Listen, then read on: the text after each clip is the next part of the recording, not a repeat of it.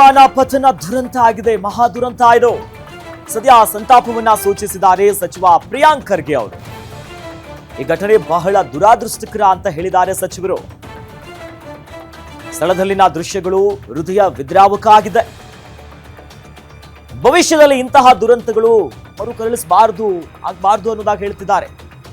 ಪತ್ರಿಕಾ ಪ್ರಕಟಣೆಯ ಮೂಲಕ ಸಂತಾಪವನ್ನ ಸೂಚಿಸಿದ್ದಾರೆ ಪ್ರಿಯಾಂಕ್ ಖರ್ಗೆ. ಈ ಮಹಾ ದುರಂತಕ್ಕೆ ಪ್ರಿಯಾಂಕ್ ಖರ್ಗೆ ಅವರೀಗ ಸಂತಾಪ ಸೂಚಿಸಿದ್ದಾರೆ. ಇಂಥ ಘಟನೆಗಳು ಮರುಕಳಿಸಬಾರದು, ಅದೇ ಕಾರಣಕ್ಕೂ ಆಗಬಾರದು.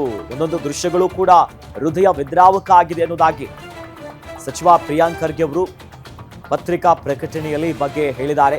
ಈಗಾಗಲೇ CM Siddaramaiah, DCM DK Shivakumar ಸೇರಿದಂತೆ ಪ್ರಧಾನಮಂತ್ರಿ ಎಲ್ಲರೂ ಕೂಡ ಸಂತಾಪವನ್ನ ಸೂಚಿಸಿದ್ದಾರೆ, ನೋವನ್ನು ಹೇಳ್ಕೊಂಡಿದ್ದಾರೆ.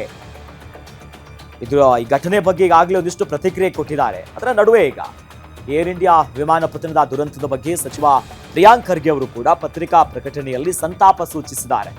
ಈಗ ಆಗ್ಬಿಡುತ್ತು, ಹೃದಯ ವಿದ್ರಾಕವಾದಂತಹ ಘಟನೆ ದುರಾದೃಷ್ಟಕರ ಅನ್ನೋದಾಗಿ ಹೇಳ್ತಿದ್ದಾರೆ. ನಡೀಬಾರದಿತ್ತು, ಮುಂದೆಂದೂ ಕೂಡ ಇಂಥ ಘಟನೆಗಳು ಮರುಕಳಿಸಬಾರದು. ಎಲ್ಲರ ಪ್ರಾರ್ಥನೆ ಇದೆ, ಇಂಥ ಘಟನೆಗಳು ಆಗಬಾರ್ದು.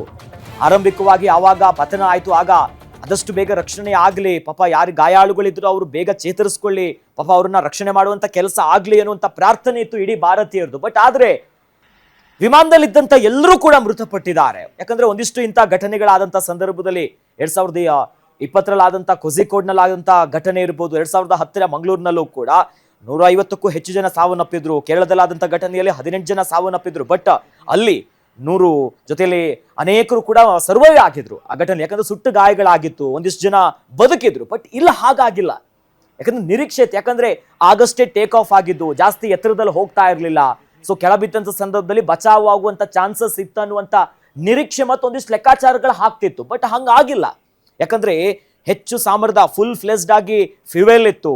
ಜೊತೆಲಿ ಎರಡೆರಡು ಕಟ್ಟಡಗಳ ಮೇಲೆ ಡಿಕ್ಕಿ ಹೊಡಿತು. ಅದಾದ್ಮೇಲೆ ದೊಡ್ಡ ಮಟ್ಟದಲ್ಲಿ ಬೆಂಕಿ ಆವರಿಸ್ಕೊಳ್ತು, ಹೊಗೆ ಆವರಿಸ್ಕೊಳ್ತು. ಈ ನಿಟ್ಟಿನಲ್ಲಿ ಇರುವಂತ ಎಲ್ಲ ಪ್ರಯಾಣಿಕರು ಕೂಡ ಮೃತಪಟ್ಟಿದ್ದಾರೆ.